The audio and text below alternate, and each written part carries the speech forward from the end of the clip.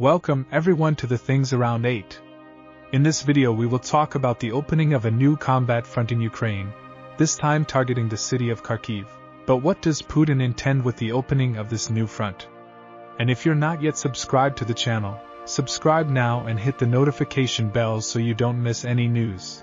The main strategy adopted by Vladmir Putin at the beginning of the invasion of Ukraine involved a coordinated attack against several fronts simultaneously. For this attack, Putin selected only his best soldiers, only men with proven military experience, hired for gold and equipped and supported by the best and most advanced vehicles, weapons and aircraft in the Russian armed forces. The objective of such a broad attack, with so many fronts active simultaneously, and with the best and best trained and equipped soldiers on the front line, was to defeat Ukraine in a few days, or at most, in a few weeks. A victory that could only be effectively achieved by conquering two important targets: the capital of Ukraine, Kiev, the seat of Ukrainian power, and Kharkiv, the second largest Ukrainian city and the largest and most important Ukrainian defense industrial hub. And that's why Putin launched his best units against these two cities, with Kiev being assaulted by elite VDV forces, paratroopers with much safer training than traditional Russian infantry, supported on the ground by advanced aerial assets such as helicopters and attack planes. And against Kharkiv, as it was a theoretically easier target to take, located just 20 kilometers from the Russian border, Putin launched 3 complete divisions, totaling approximately 30,000 men, supported by hundreds of armored vehicles and artillery pieces, which advanced in a broad front that included Sumy, northwest of Kharkiv, with another column advancing from the north, directly from the Russian interior. This maneuver aimed to completely encircle Kharkiv and later demand its surrender. However, as history shows us all too well, Putin's strategy in Kiev and Kharkiv failed, with Russia being forced to withdraw from Kiev just 5 weeks after the invasion began. In the case of Kharkiv, the Russian invasion forces were expelled in September 2022 during the Ukrainian counteroffensive that liberated more than 12,000 square kilometers of areas that were under Russian occupation in that oblast, temporarily removing the direct threat of attack, siege and conquest of Kharkiv.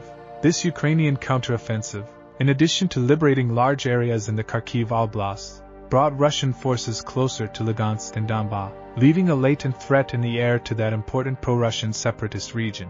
And as if that were not enough, the Ukrainians established positions directly on the border with the Russian Belgorod Oblast, launching frequent attacks against that Russian region, by means of drones and also by infantry, with pro-Ukrainian and anti-Putin Russian units, carrying out raids against border villages and towns. These two situations, the constant threat against Lugansk and the frequent attacks against the Russian territory of Belgorod, seemed to be the reason for the strong Russian attack launched this Friday, May 10th, targeting a wide border strip in the Kharkiv region.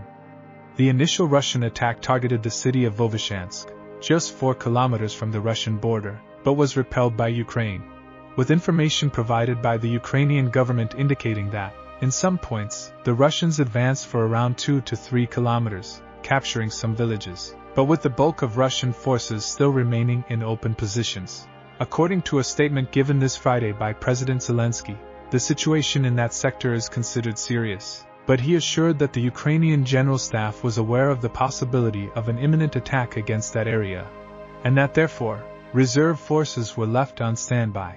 These forces are currently trying to hold back the Russian advance. Since April, Russia has been intensifying its attacks against the Kharkiv region, mainly using drones and missiles. But this was the first time since February 2022 that Russian ground forces directly attacked that oblast across the border. But what does Putin really want with this new front? Will he try again to surround and occupy the important city of Kharkiv? From the apparent size of the Russian forces involved in the attacks so far, this does not appear to be Putin's objective. There is still no clear public information about the number of soldiers and armor that Russia is now launching against Kharkiv. But from the images and testimonies that reach us, it is a force with a smaller dimension than that which was launched against the region in February 2022. If, with 3 complete divisions, advancing on 2 fronts simultaneously and, just as important as that, counting on the surprise factor, Putin was unable to surround or occupy the city of Kharkiv, it is unlikely that he will do so now, in May 2024, with a smaller force and with Ukraine prepared with reserve forces in the area. Therefore, everything suggests that Putin's objective is to create, along the Russian-Ukrainian border, a kind of buffer zone. A plan that, on several occasions, he himself said he would carry out, aiming to reduce Ukrainian attacks against villages and cities in the Belgorod region. According to Putin's latest statements, this buffer zone would be 5 to 10 kilometers deep along that border, which means it would not enclose the city of Kharkiv, but would result in the capture of dozens of villages and small border towns.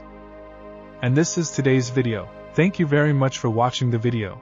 And now I invite you to hit the like button and subscribe to the channel so we'll see you more often, and so you'll be up to date with everything that's happening.